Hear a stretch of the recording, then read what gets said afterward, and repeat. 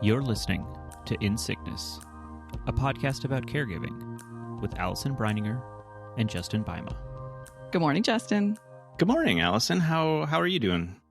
You know, it's daylight savings time this morning, and so we're a little punchy. So I'm a little bleary, which I can't complain because it's like 2 hours earlier where you live. So yeah, right. I don't know why I'm complaining, but I'm just a little bleary and punchy this morning. But you know, for the most part, all right. That's good. I mean, there's just so many things that are happening over here lately, but it's fine. Mm-hmm. It's just my mom the other day was like, "Well, you're not like in a puddle on the floor," and I was like, "No, we'll just keep going." Yeah. You know. So just so many things that it's like, "Oh yeah, that happened. Oh yeah, that happened." But in this moment, I'm all right. Sun is shining, and yeah, I'm happy to be here with you. And I'm just going to keep drinking the coffee and hope that the words that I say today make sense. And yeah, how about you? Yeah. I don't know whose idea was to do this on daylight savings time morning, but it was a little early this morning, but that's okay.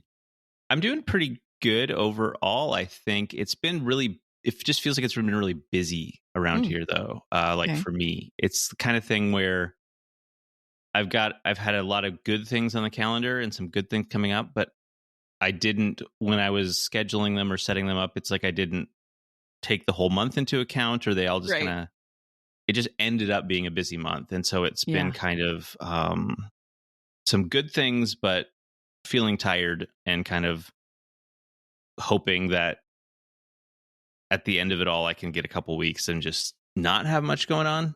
Right. To kind of recharge a little bit.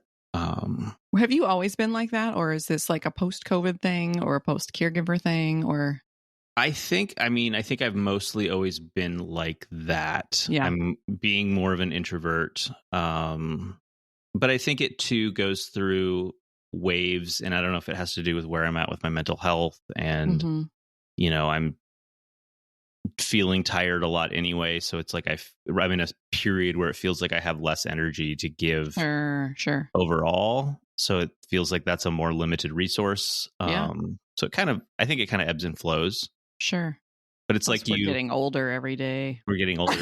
Yeah, it's the kind of thing where it's like, oh, you have this opportunity, here's this thing, it's like, yes, that sounds great, I'm going to do it, without being like pulling back a second. Let's look at the whole picture. Right. Oh, I've got something the day before and the day after and the weekend before and the weekend after. And it's like, yeah. So let's talk about that. Okay. Because I think that as caregivers, I think that we can be torn sometimes between this sort of like YOLO, right? Especially with our people, and especially for those of us who have people who, you know, maybe have like a terminal illness, right? Where it's sort of like, okay, are the days numbered, right? Should we really be like YOLOing this up, right? YOLO, for our fans who might not know, you only live once, okay? YOLO. But at the same time, we're tired. Like, we caregivers are tired. Our people are tired. Yeah. The risks are high. We're going out into the world. And so it's this kind of like,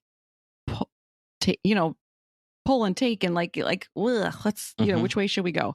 Whether it's just you, like you just said, like those things that you're doing, I think are more social things that you're doing on your own. It's not even necessarily with Sarah. Right. But sometimes it's when it is with our person. And I think that I would say I'm definitely more like this now. I mean, I think now being a caregiver, being older, being tired, post-COVID, like all of those things. I think that before, in the before days, I would almost panic if there wasn't enough on the calendar. Because I'd be like, oh, I want to do all the things. Right. Now I'm much more like you, where I'm like, too much on the calendar. And I'm very careful with planning and like, okay, there's a thing here and there's a thing here. And so I'm not going to have a thing there. Yeah. You know, like I will never be a person who like has like a Calendly where people can just like sign up for stuff on my calendar. Do you know what I mean? Yeah. Because I'm like, no. Like I want to curate like how much time I have in between things, you know? So I think there's that piece, but there's all these. So like we had a couple of moments recently. Yeah. Where this kind of came into play. So a couple weeks ago, Sean and I had tickets to go see John Batiste. Right. He's amazing. And we went, and, you know, it was like a big deal. And it was at First Ave. Did I talk about that on this podcast? I can't remember. I think you might have mentioned that it was coming up. I'm not sure. Okay. Anyway, we went, it was at First Ave, which is like this famous, venue in Minneapolis, but it's standing room only. Right. No chairs. It started at 8:00 on like a weeknight, germs, all the things. And so it's sort of like, do we go? Yeah. Do we go? Do we get a chair? Do we wear a mask? Do we not go? Do we park here? Do we, is it worth it? So I think that's kind of the bottom line question for the day, right? Is like, do we do these events? Do we go do the thing? YOLO, like what an experience. But what if it goes badly? Yeah. And I know that their non-caregivers would say, well, it could go badly for anyone. We could get hit by a truck tomorrow. Nope. We are in a different world. Yeah, right. The odds of things going badly for us are much higher than the average bear. Right. So I think that I just want to say that. I know that caregivers listening get that. But so like for John Batiste, we went. I mean, I think it was a little like we brought a walker. He like sat on the walker before the concert and then held on to it during the concert. Yeah. We did fine. Like it did make him like knocked him out for a couple of days after, but he was like, well worth it, life changing, amazing. Right. A couple weeks later, we had tickets to the orchestra and he like literally made it like 3 minutes in and was like, I gotta go. And like he left. And then it turned into this whole thing where I was like, is he okay? And I'm texting him and he's not answering. And then I'm looking for, and we had to leave and not worth it. Right. I wish we had just been able to see the writing on the wall and just like stayed home, and it wasn't like a terrible, like ended up in the ER and that kind of thing. Right. But still, like it was pretty awful. And so, but we don't know that going in to any event. And so how do we do that sort of mental mathematics of like, is this going to be worth it? Right. Right. And also, I think I'll just throw one more thing and then I'll let you respond is the piece about what about when the caregiver and the person they're caring for have different opinions on this? Yeah, right. Right. So anyway, what are your thoughts about this whole mental math and how do we weigh this out and all of that? Yeah. I mean, there's a lot here. I think that it can be easy to fall into let's just play it safe. Yep. At least for me, that's kind of, I would default into that realm where it's, yes, things might go great, but also things might not. We don't know what's going to happen if we do this thing. Whereas I kind of know what's going to happen if we don't. Yeah. Yeah. Well said. So it eliminates some unknowns. So there's that piece, but there's also, I don't know, I'm thinking back to, when Sarah was really sick, like her illness took so much from our lives. Yeah. It shrunk things down so much. It was such a like realignment of, what we could and couldn't do. And taking some risks was a way to kind of reclaim some of what we had lost and have some experiences that maybe weren't equivalent to what we could do before, but were more than what we experienced just staying at home and being isolated and her being in bed and all of that. And, on some level, when she was really sick, taking a risk and like doing a thing was like, okay, we have a doctor's appointment. We're going to stop by TJ Maxx on the way home so she can walk through and look at the wrapping paper. And that was taking an extra risk because, that extra effort might, have days of impact on her. Sure. And so it's a tough math to work out because you don't know which way it's going to go. And I think as the caregiver, if you're going to be like, okay, we're going to do this thing, you suddenly get into the like contingency planning mode. 100%. And I think that can take you out of the situation. Yeah. Where it's harder for you to enjoy it yourself. And so I think there's also this piece where, and this kind of plays into what you were saying, is when there's not necessarily alignment between the caregiver and the person you're caring for on like, is this worth it? Should we take this risk? but you are facilitating the person you're caring for, their opportunity to take a risk and do a thing and experience something. And with all of the pieces that go into that, that can be at the expense of you enjoying and getting as much out of the thing. Mm-hmm. Mm-hmm. And so I think that's one of the reasons that as a caregiver, it just feels like it's going to take so much energy. Is it really worth it? Like you're feeling what it's going to do to you. Right. And knowing that in the aftermath of like, yes, it could be very well worth it to do the thing, have it go well, but it could be weeks where they're in bed or recovering. And that's on you. That's more work for you than after the event. Yeah. And so you're thinking of all of that kind of stuff. But also we want to have the person we're caring for be fulfilled and have these experiences. And so I think it's tricky to be in that tension. Yeah. Oh man, so many things you just said. So I think you're so right about, and I hadn't thought about this as concretely as you just said it, that in the moment. So I'm picturing myself at the John Batiste concert. Mm-hmm. And I was like, I put on my mask, you know, and he's a grown up. So I'm like, you know, you do you, like, and so, but I didn't.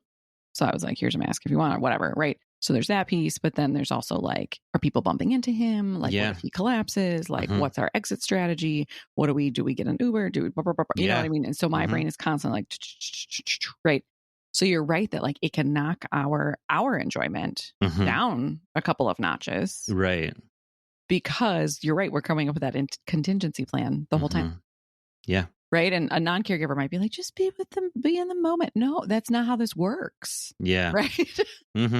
You know, I mean, maybe for some people it can be, but like the track records that our families have, right, shows that we need to have the contingency plan.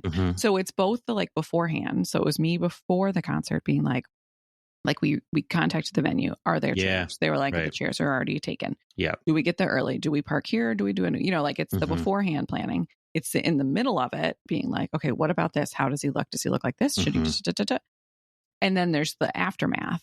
Yeah. Right. Of like, if this doesn't go well, like we, the caregivers, are often like picking up the pieces. Like it's going to be impact. I mean, obviously it's not our bodies, right? It's their body. Yeah. But you know, it's going to change our next weeks if this means our person is more ill than they had been.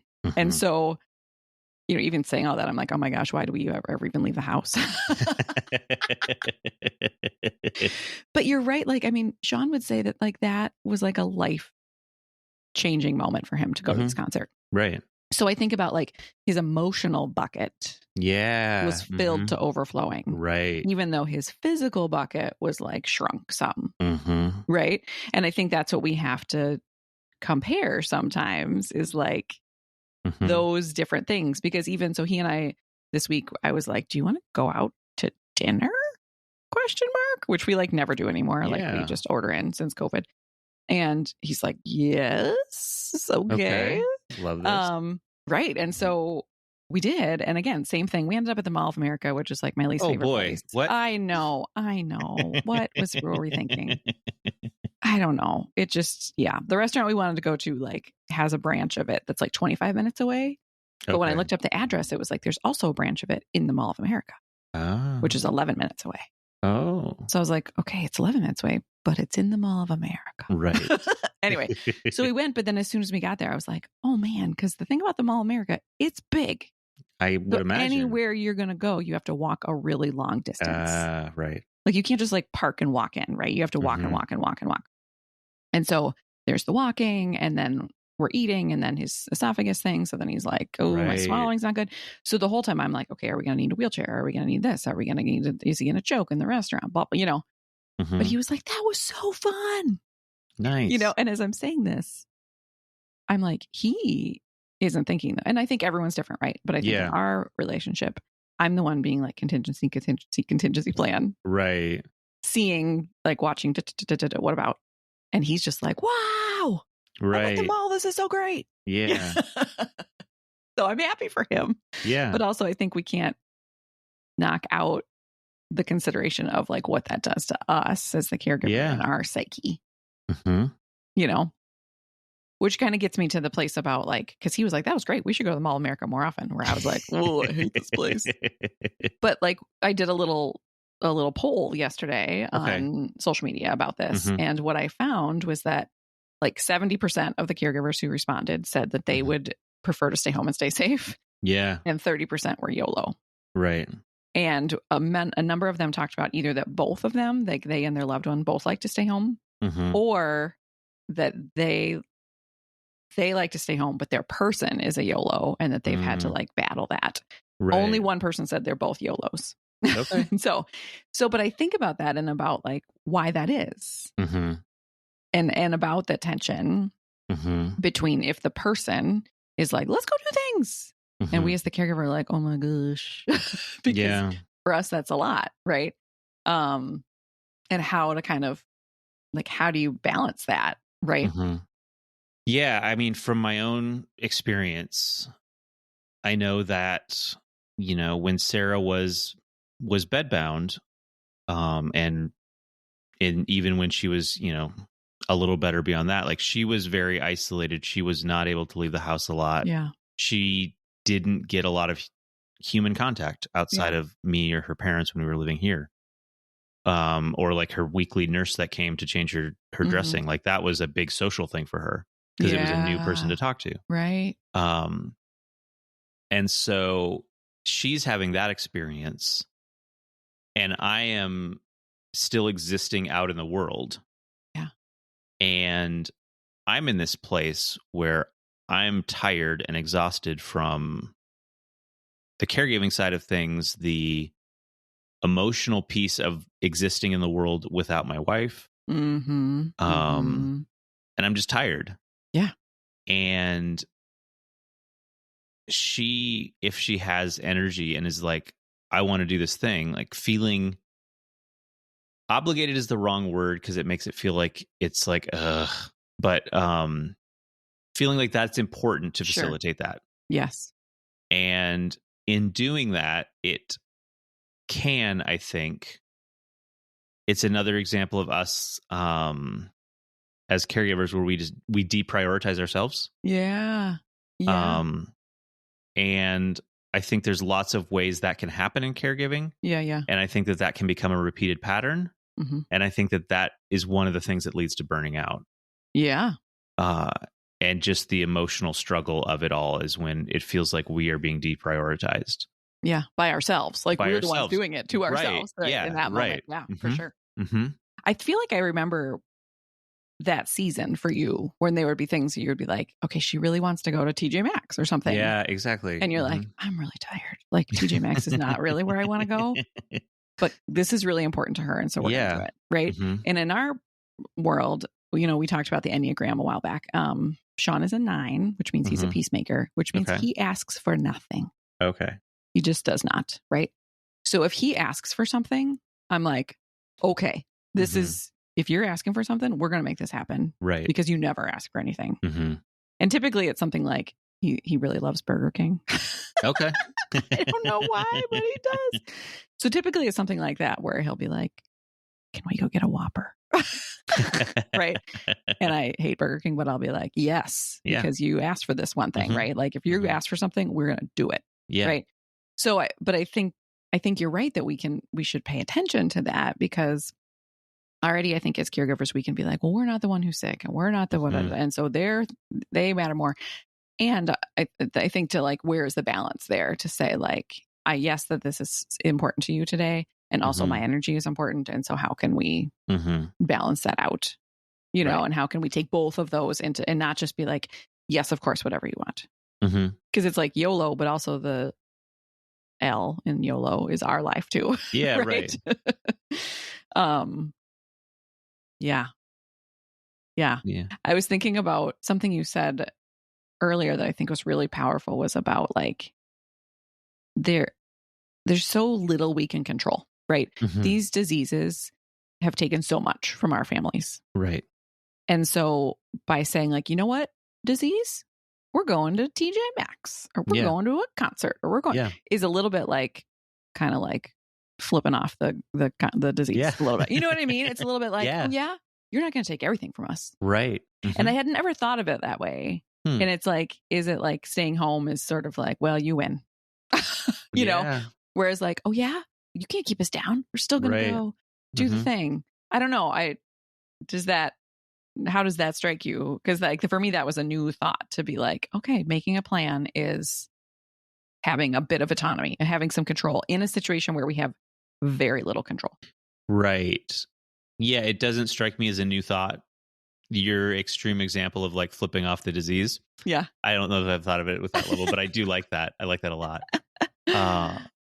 Yeah. Cause and I don't know if I feel that just because of the journey that me and Sarah went through of her having such a decline and seeing so much be taken from her, from us, and just that stark difference between the before and that during period when she was so sick.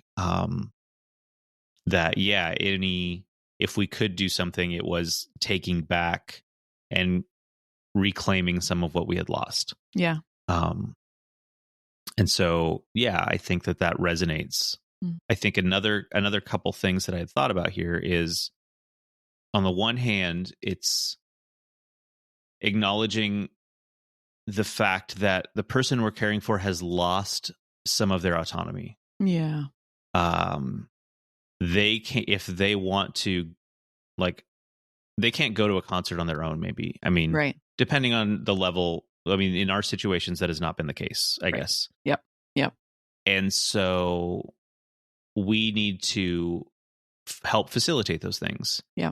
And I think it would be wrong to just blanket, no, we're staying home. Like, yes, you want to do these things, but we can't, because you're taking away more of their autonomy. Even more, right. And I think we need to respect that.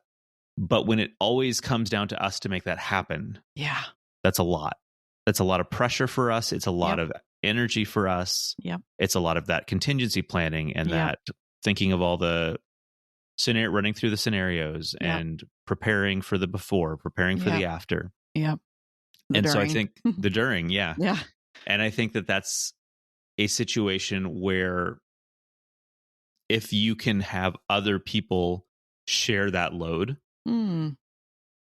So if they have a close friend, maybe that's someone, and maybe it takes a little bit of, you having some conversations with them to kind of, okay, this might happen during while you're there. Here's kind of what to do, or, give me a call if this happens. But if there's other people that can help bring them into the world and get those experiences, like that's great. That can help. But on the other hand, like, I can speak for us, like, I don't know, we wanted to have those experiences together. Like when it's your spouse, I think that can feel a little different. But I think that if it's always coming back to us, like, that's just more on our plate. And so I think if there is a way that they can get some of that experience without it always landing on us, I think that could be helpful. And it's also helping to expand the network of care that you're taking advantage of to help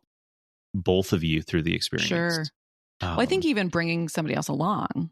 Right. So even thinking about like when we were at the concert, we were with his brother and sister-in-law and another friend. And I didn't do this, but I could have, like, beforehand said, hey, guess what? Like, here's some things I'm thinking about. And can you help me? Or can you also keep an eye on Sean? Exactly. Because then it's not on you to always notice what's going on. And it felt like that was part of it, is that, like, okay, part of the contingency plan, like, there are 5 of us here. So if something goes down, like, I'm not alone, which felt good. Right. So I still got to experience it with him, but we had, like you said, those more rings of people were with us. The other thing I'm thinking about too is even like the decision making. So like this last week, I had shared this with you that Sean's uncle passed away. Right. And the funeral is in Chicago, which is like 5.5 hours from where we live. And, I have just learned in these last years, like, funerals are important. Like, it's an important thing to be with people. And it means a lot when you can show up. And so I was like, oh man, like, I really would really like for us to be there. But I also was like, oh man, I don't know, 5.5 hours. And how is he gonna, like, he went to CVS the other day and it just about did him in. Like, how can we go to Chicago, And fortunately in that moment, fortunately, unfortunately. So he had another esophageal dilation. Right. And that was the day before. And I just could hear them saying, like, for the next 24 hours, stay home. Yeah. Da, da, da. So I was like, okay, there was a concrete decision made for us. Yeah. Right. That was sort of like, well, we can't, you know. Yeah. But I think that sometimes that can be hard because, especially with him being a 9, a peacemaker, decisions are hard for him, right. you know, because he's just like, well, okay, people pleaser, you know. And so he would be like, well, I don't know, maybe we should go to the funeral, you know. So I think even in bringing another person in so that we're not always the one to be like, this is a bad idea. Right. Or like, let's get a third party in here to help us decide and determine, is this a bad idea or is this a good idea? You know, unfortunately, my mom is amazing about that. And so she's very wise. And so often we bring my mom in. I'm like, okay, Mom, we're thinking about this and this and this. Like, is this a good idea or is this not a good idea? But I think, again, so it's not all just on us to be like negative Nelly being like, we should not do this thing, you know, like is, I think, a helpful piece. So it's not always falling on us. A huge version of this that we've been sort of tackling with is that our daughter, side note, our daughter Maya is now going by her birth/middle name, which is Badeline. Badeline. So from now on, when I say that, Badeline, that's our daughter. So she is graduating from high school in a couple of months. Yeah. So at one point we had been, I don't know what version of Allison was like, this is a good idea. It was like, you know what? For your graduation, we'd like to take you on a trip. Yeah. Anywhere you want. Anywhere you want. What the heck was I thinking? What? Why did I don't know what I was thinking. Yeah. So she was like, wow, that's amazing. So she starts brainstorming. She comes up with England and Scotland. Okay. Well, sure. Great. That sounds amazing. Yeah. Terrible idea because Sean got tired going to CVS the other day. Right. Yeah. In St. Paul, Minnesota, where we live. Yeah. So then I'm like, oh, crap. Like, what did I just do? Yeah. So I've been really wrestling with this and then my mom said, well, maybe just the 3 of us girls go. But then it's like, well, then we're leaving him at home and that feels really depressing. And he's like, that's fine. But that feels like, no, because we set it up as like the 3 of us. Yeah. And like, do we go to a different country? Like, what would that be like? And what if he needs care? And like, we're in a different time zone in the airplane for all those hours. And like, so I've just really been like wrestling with that. And then is there a version of that? Like, how depressing will it be to like tell her like, just kidding. But is there like a different version, like a smaller version or, and again, like we want these memories, but we also don't want these memories to be like terrible memories because it's like we're in an ER in Scotland or something, you know? So I think where we've landed, she doesn't listen to the podcast, so I can say this here, is that we're not going to go there. Okay. And that I think instead we're going to, she, you know, loves our dog more than anything in the world. And so we're going to say like, what if we find some kind of cool Airbnb that's dog friendly? Yeah. That's like drivable and Winston can come, you know? Yeah. And I think that will hopefully be the solving. But again, like it's this YOLO thing. It's like she only graduates from high school once. Right. But it's like this family thing. And do we just go and like go to Scotland and lifetime memories? Or like, oh man, is that the worst idea we've ever had? You know? And so it's this really hard decision to make, you know? And I think often I feel like, at least in my situation, that falls on me. Right. Because she's a kid and he's like, oh, if you want me to go to Scotland, I'll go to Scotland. I'll rally. And I'm like, I don't know. You know? Yeah. I think one thing for us that plays into that decision making is I think I can speak to for myself as a caregiver, and I think this is probably true for others, is the times when things didn't go well really stick out in our mind. Yeah. Like those are when we're thinking about, okay, can we do this thing? Our mind jumps to, okay, these are things that were similar to that, and this is what happened as a result of those. Yep. That's what we remember. Yeah. And I think we're not as good, or at least I'm not as good, and I think this is probably true for others as well, of also remembering the times it went great. Sure.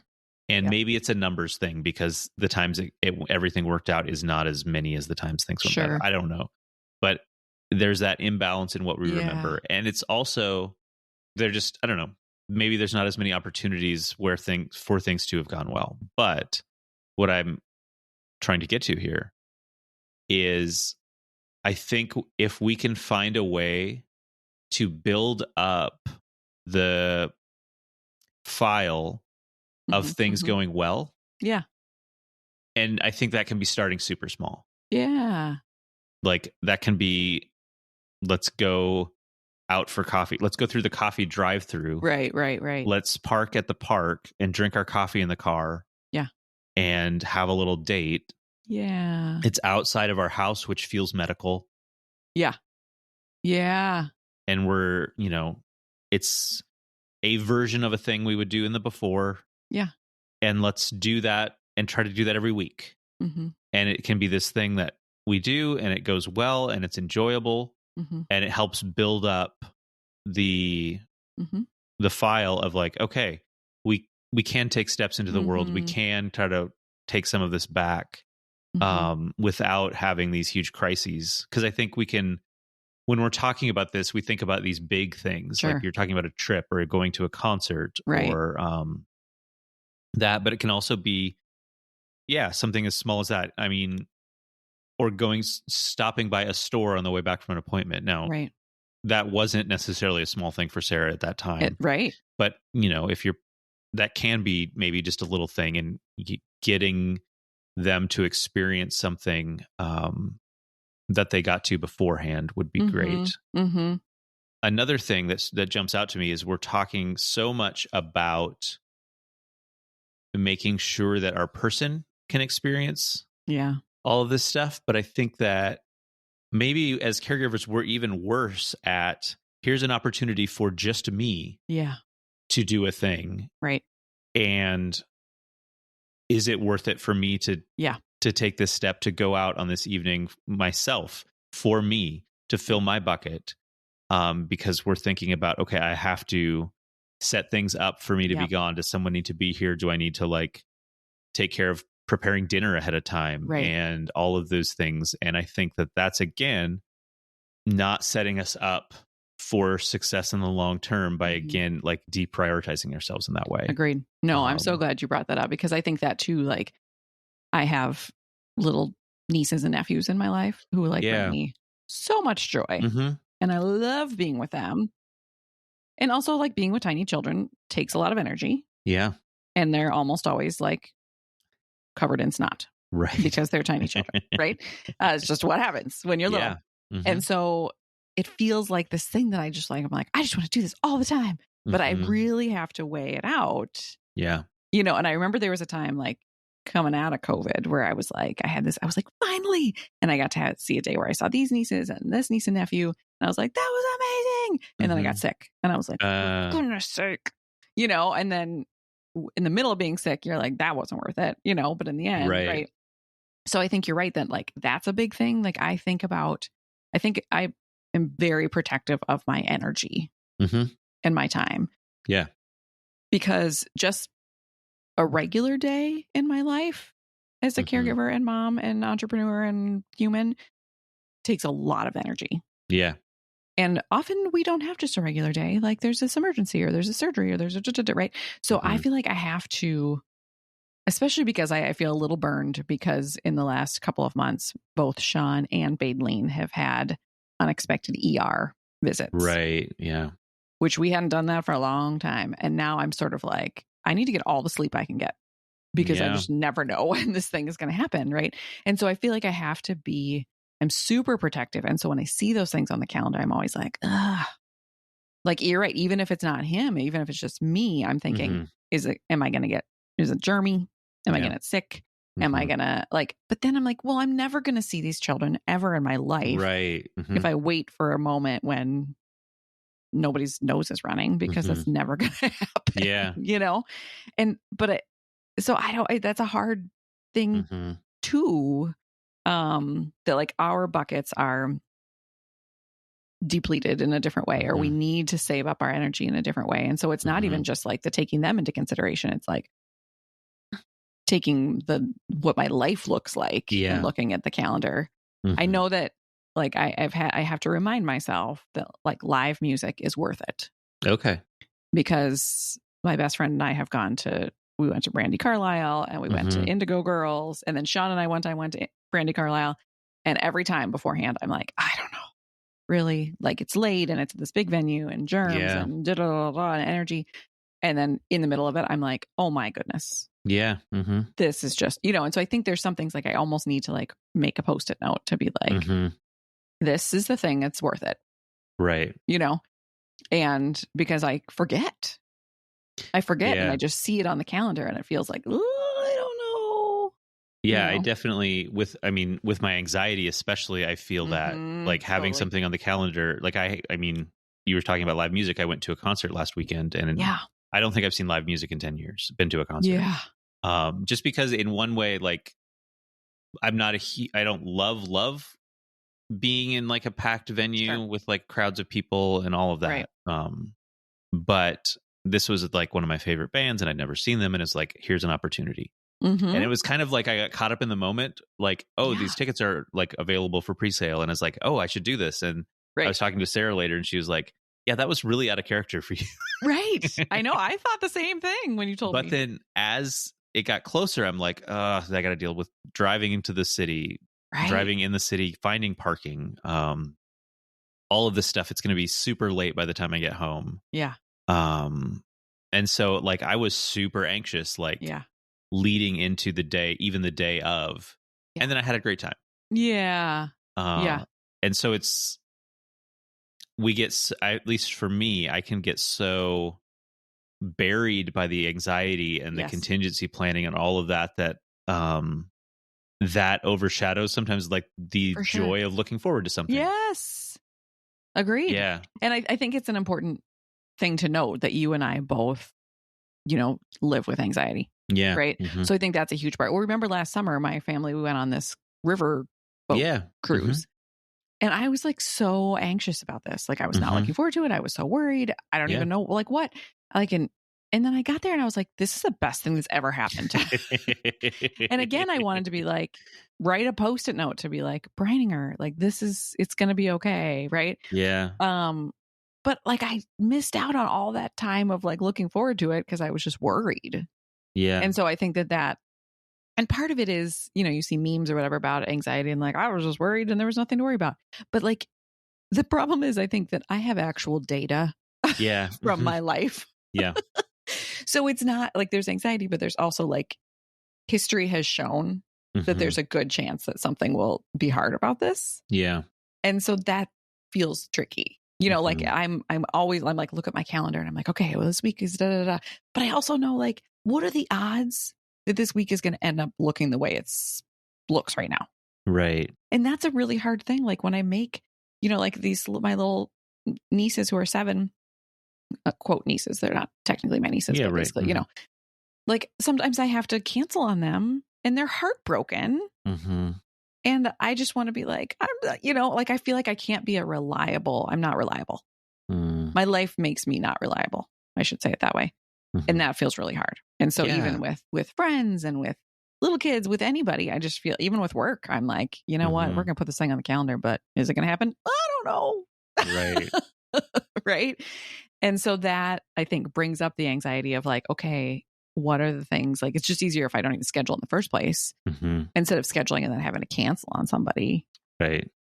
Because of me, because of him, because of whatever, and so that's another way of playing it safe is just, not wanting to like be a disappointment to the people in my life, Yeah.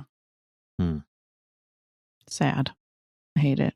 Yeah. It's not a great piece of all of this. And I don't know, just circling back, like, I don't know that we gave an answer on, okay, how do you work through the math? Because I mean, it's different for everybody. Sure. Other than it's just recognizing that this is a challenging dynamic that we have to live through.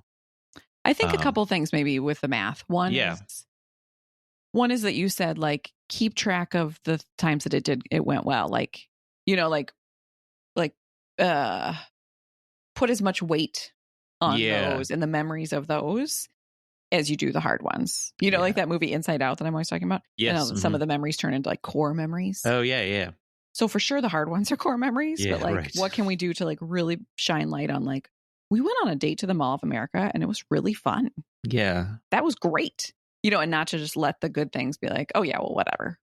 But to give those weight as well when we're doing the math. Go ahead. Yeah. I was thinking even, I mean, maybe this is a little silly, but having a little notebook. Yeah.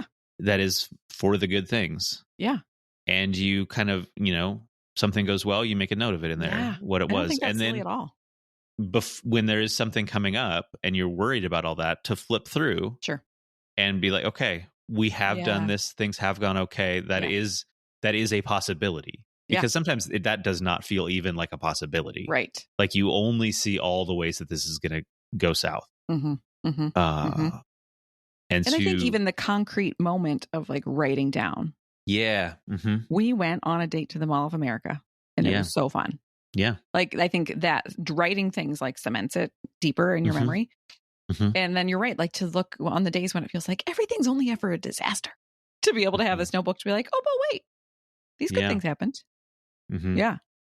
So I think that's part of the math. I think another part of the math is the like thinking about the buckets, like the emotional bucket versus the physical bucket, right? So like maybe going depletes the physical bucket of both of you, maybe. Yeah. But what did it do to your emotional bucket? Mm-hmm. And their emotional bucket. And their emotional bucket, exactly. Yeah. And so maybe staying home, you stay neutral in both buckets. Yeah. But then if you go out and do the thing, like one goes up, one goes down, but like the one going up, like is worth something. Yeah, for sure. So I think that's part of the math as well. Mm-hmm. And then I think thinking about the what is worth it. Like we went on that cruise. It was amazing. I think Sean got what I think was probably COVID afterwards. Yeah.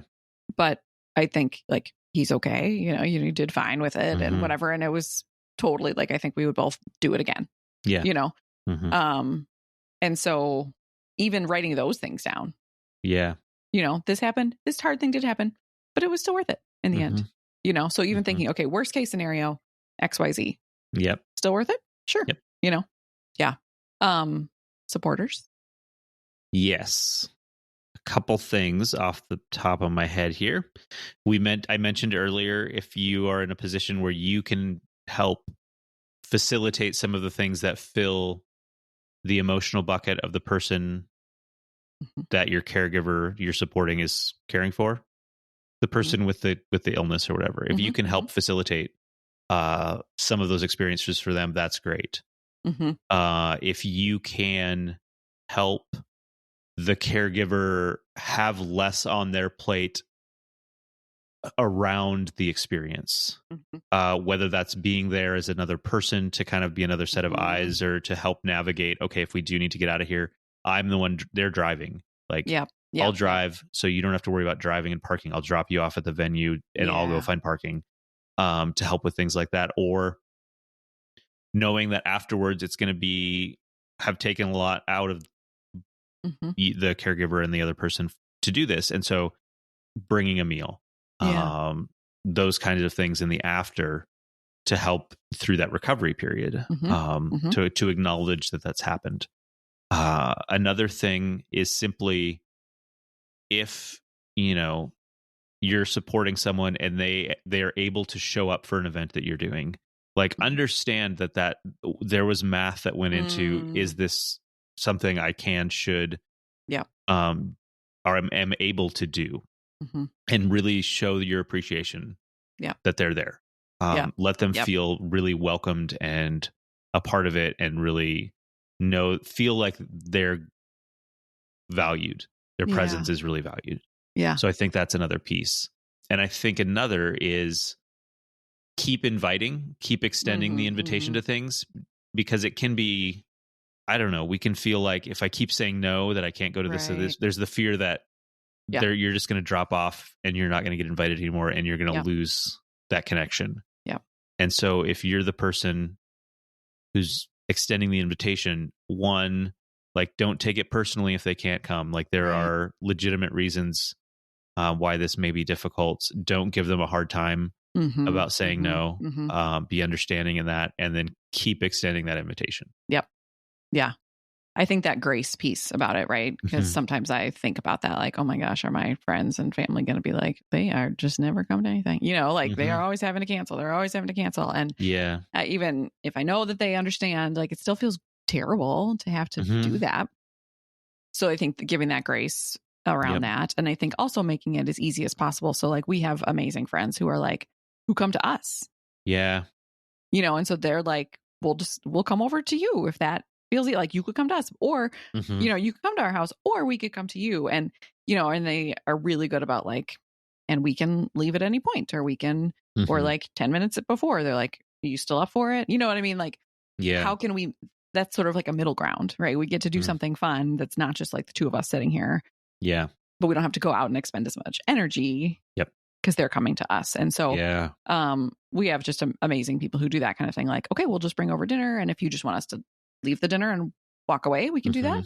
Or if in the moment you can, like they're like really flexible and understand. Yeah. And if at any point you're tired and you want to go, no problem.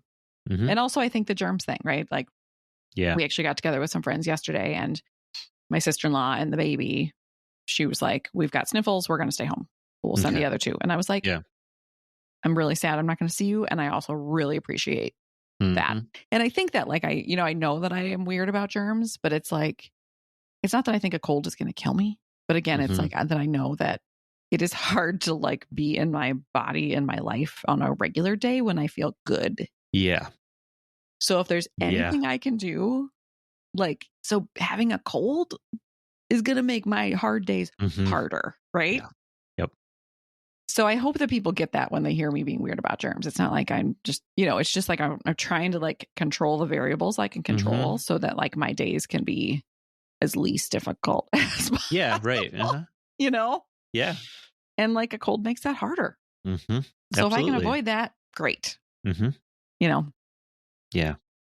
So yeah, I think and supporters just to understand that and, all of those pieces and to sort of have some empathy around that and not, I'm hoping that supporters also hear like us. And so it's not just like they invite us to something and we say no, even if our person isn't invited, that they understand why we might say no. Yeah. Do you know what I mean?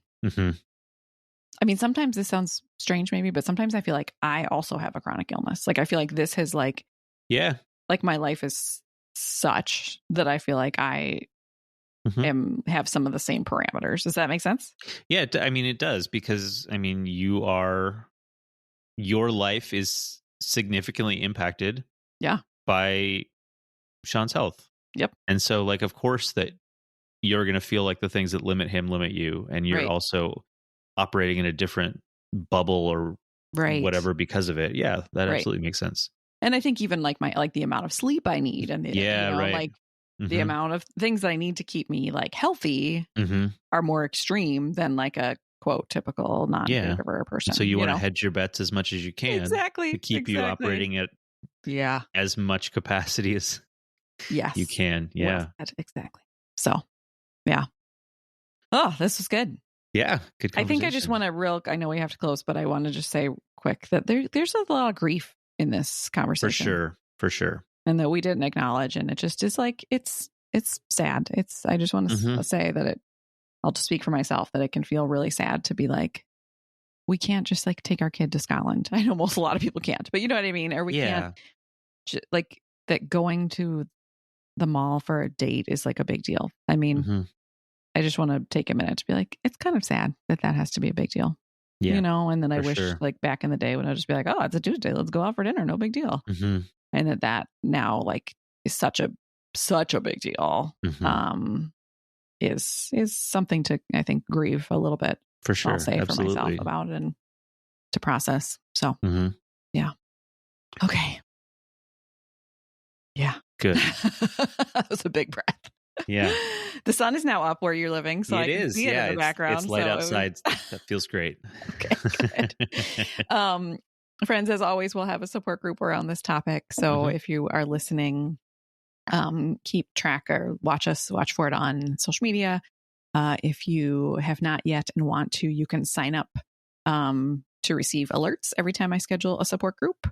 And you can do that on my website, which is thenegativespace.life.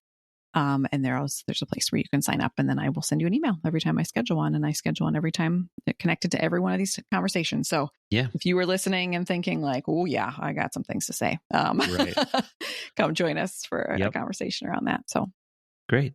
All right, my friend, I hope you have a good rest of your day, and we'll talk to you soon. Okay. Bye. Bye. You've been listening to In Sickness. Find us online at insickness.care or on Instagram at insicknesspodcast.